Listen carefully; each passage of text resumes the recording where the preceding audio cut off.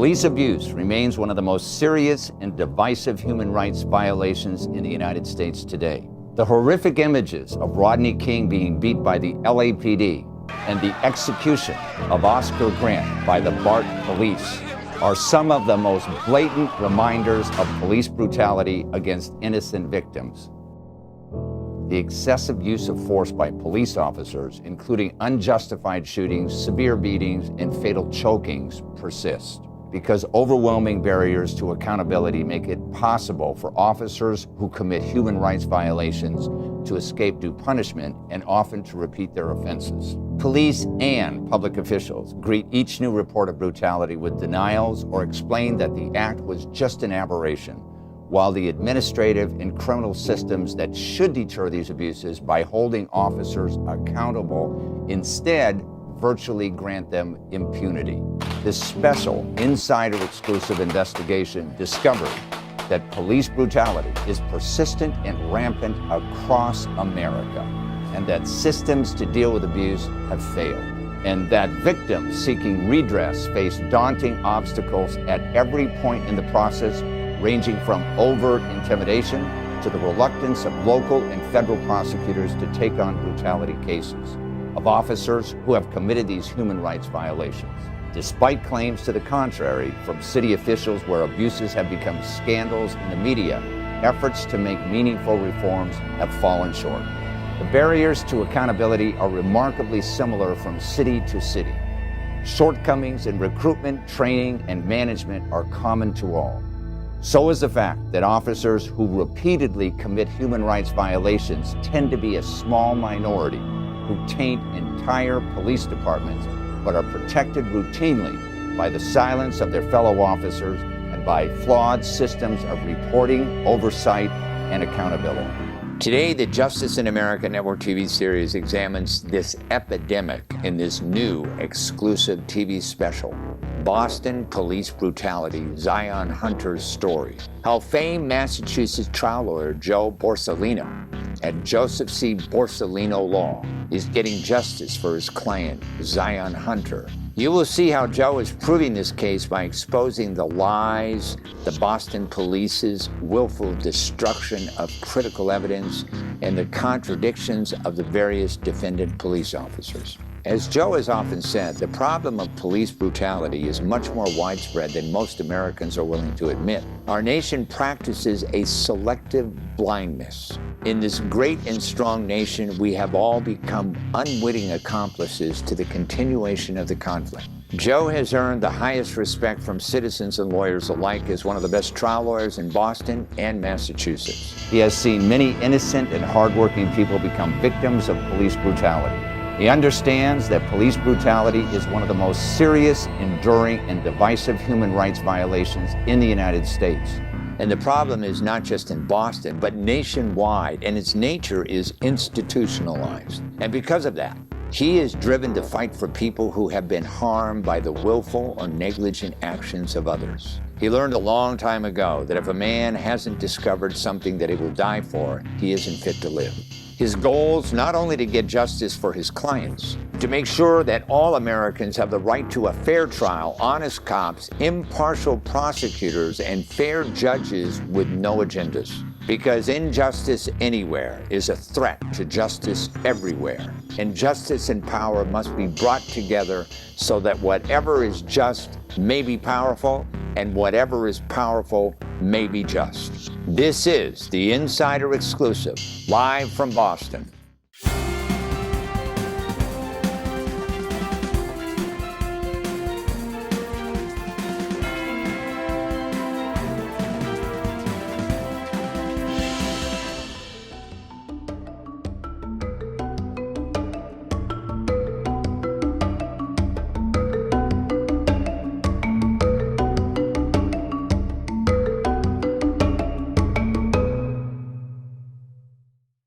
It is my great pleasure to introduce Joe Borsellino to the show. Welcome to the show, Joe. Tell our audience a little bit about your practice. You fight for the underdog, don't you? Yeah, so for most of my 36 years, it's been the little guy because I identify with the little guy.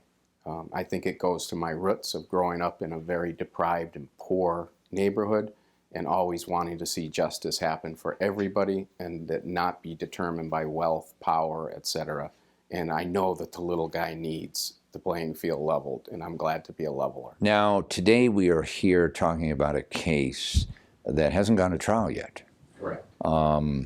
And it is a case against the Boston Police Department, correct? Boston and state police departments. Okay. And tell us a little bit about your client, Zion Hunter. Who is he? So my client is an average, lovely, intelligent, kind, young African-American male who was 19 years at the time old. My son is 23 years old, so it was a very natural affinity to feel a connection to Zion from the first day. And I know what the struggles are for young black males in the United States. What were the facts that happened in this case, by the way? So Zion, as any young teenager, wanted to enjoy the park. Franklin Park is the major park in Boston. A zoo is connected to it.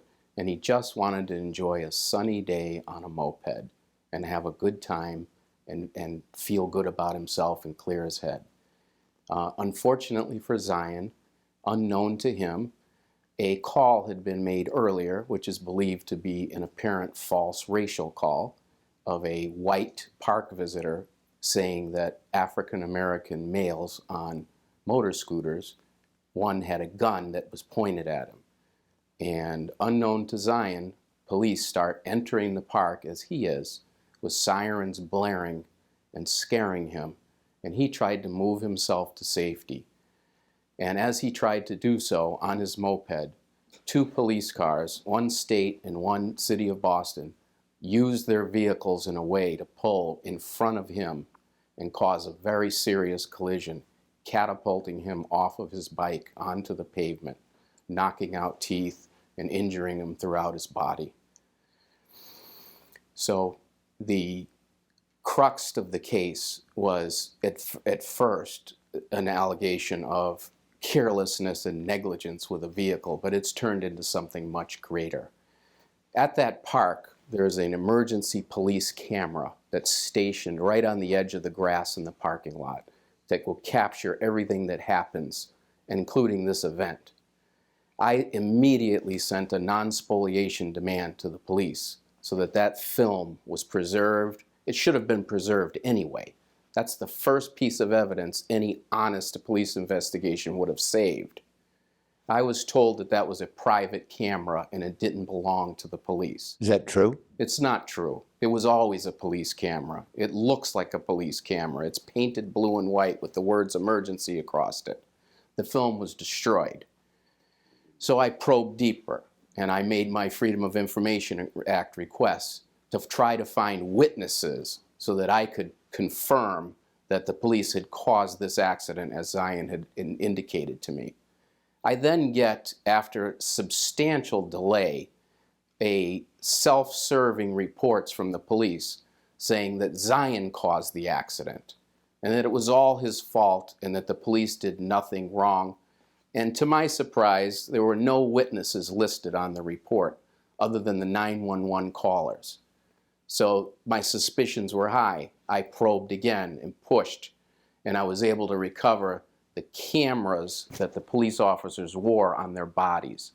And lo and behold, there was a large crowd of independent witnesses that didn't know Zion or the police that were vocally confirming that the police caused the accident.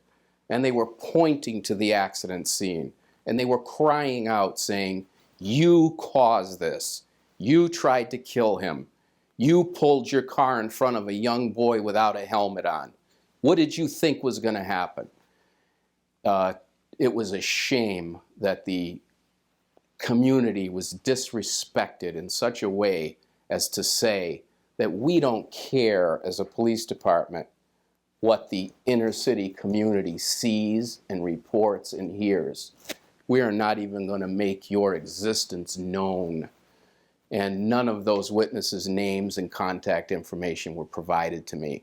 And that's one of the motivations for making sure that this story gets told, because it's bad enough what happened to Zion, but then what happened after and the cover-up was even worse. And I will say that those body cameras, the film of the incident does not get turned on until after Zion's already on the ground. So just like the film from the pole is gone, so isn't any dash cam film of him being hit by the cars.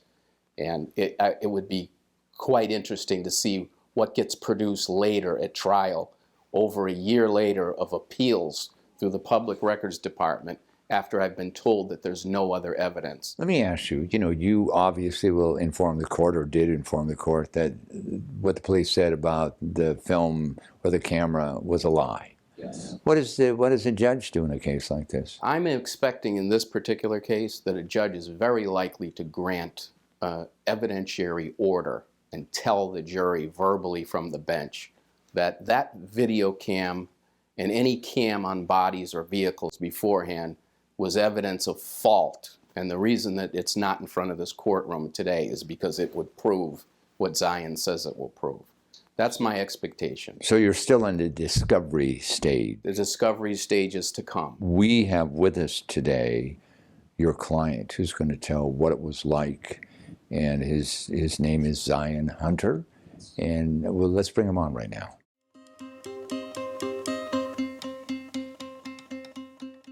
It's my great privilege to introduce Zion Hunter to the show. Welcome to the show. Thank you. I'm glad to be here. You were just out on a stroll in the park, gonna go have some fun, right?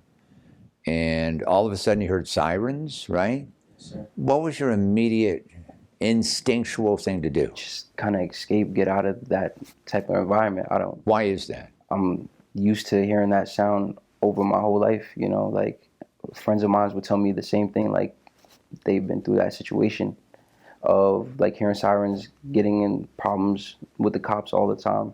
And when I hear sirens, I already have like this type of villain to like try to avoid. Okay, let me ask you this. How many people were at the park that day, approximately? Hundreds? At least 100. Okay, well, why did you think that you need to run away or escape?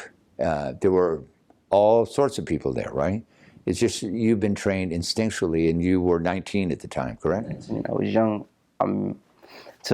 You've heard stories of people that have been wrongfully accused of things, beat up, that sort of thing. Wrongfully accused, and it's like at that time it was Black Lives Matter movement. It was the day before the Black Lives Matter movement, and seeing it on the news, on Instagram, on like Facebook all the time of what's been going on around the world. I didn't want to be caught up in that same environment. You're running away from the police because you're afraid they may, accuse you of something, right?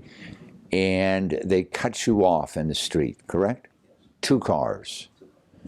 What happens after that? You fall off the scooter? You crashed it? The moment after that, I blacked out for a good while.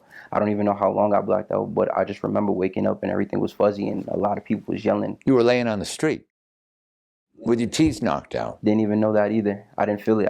At the moment, everything was just so quickly, and I literally thought it was a dream when I was waking up. I see my bike on the ground. I see somebody in front of me. I don't remember the face. I remember a cop right here on the left. I look to the left even further. I see somebody yelling at them. And I'm like thinking to myself in the little voice in my head, like, is this a dream? I don't know. Did I even wake up? Like, did I even come out outside today?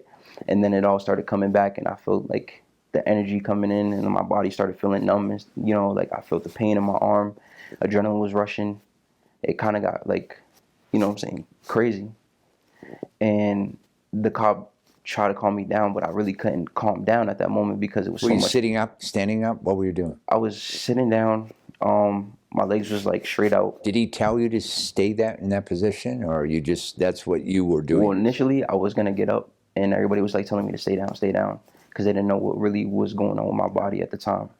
And I was just shaking up. I'm still shaking up now from even trying to tell the... Let me ask you this. Today, when you see a police officer, do you suffer kind of like PTSD, that something might happen again like this? I believe, with everything I do, I try to stay away from them. Yeah. Did they arrest you that day? No.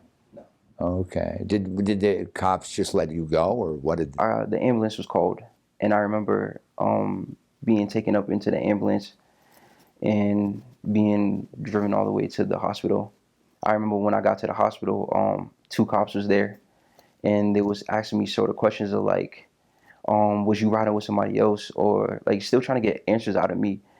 And even though I'm distraught and I'm like already in pain and stuff, they're trying to ask me like, was you riding with somebody else? Did you have a gun on you, or did you have a backpack? What color was your dirt bike? And I'm like, the evidence is all there.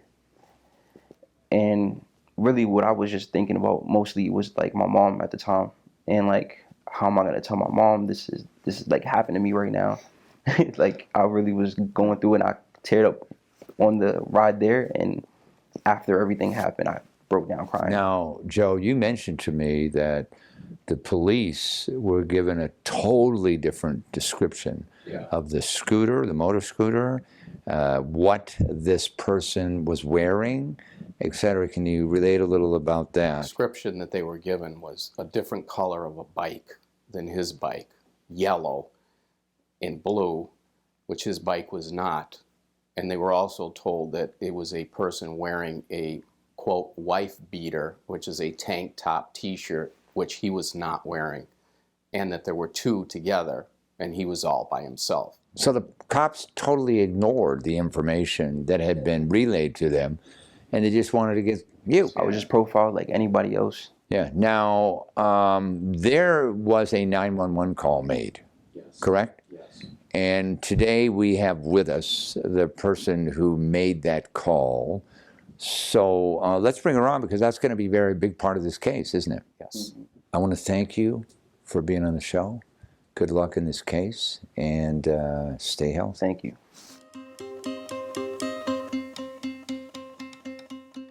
It is my great pleasure to introduce Carla Villa. Welcome to the show, Carla. Thank you for having me. You know, I love people like you, and I'll tell you why. Because you made a 911 call. You didn't have to do that. You told the truth about what happened. And Joe, you got this call discovered later in the game, didn't you? And the police had it, didn't they? Yes. But they weren't volunteering it, were they? So what did you say on that 911 call? Well, basically, I was simply informing them that my partner and I, who had been at the park that day, were approached by a middle-aged white man asking for our phone to call 911 to report that two young African-American men on dirt bikes had pulled a gun out on him. And both my partner and I had an uneasy feeling. It felt very unlikely that what he was saying was true, simply because of the way that he was presenting. And it prompted me, honestly, to look into it a little further. So we told him that our phone didn't have data, or it was dying, or something along those lines. He moved along to somebody else, and he started making the call. At least that's what we saw. And so I quickly went to see the two gentlemen who he said were there, and they were there, and they were standing there, seemingly just, hanging out. There were a lot of people around, and I mentioned to them that there was a man saying that they had pulled out a gun on him, and it's like, yeah, we saw that man, but there was no gun. There were other people corroborating their story, and so basically I asked them, to please leave the park for their own good. I told them that, if the cops do end up coming, I was just very concerned for their safety, and I wanted them to, take care of themselves, and I thought the best approach would be to just leave the park, which they did. And I called 911 as soon as I sort of verified that my instincts were correct, that there was nothing to fear. And when I called, I basically told them to please, I informed them of the false report, what we had just witnessed, and I told them to please call off the cops. I'm like, I don't want anything to happen to anybody in the park. I basically expressed my concern given the times that we were living in.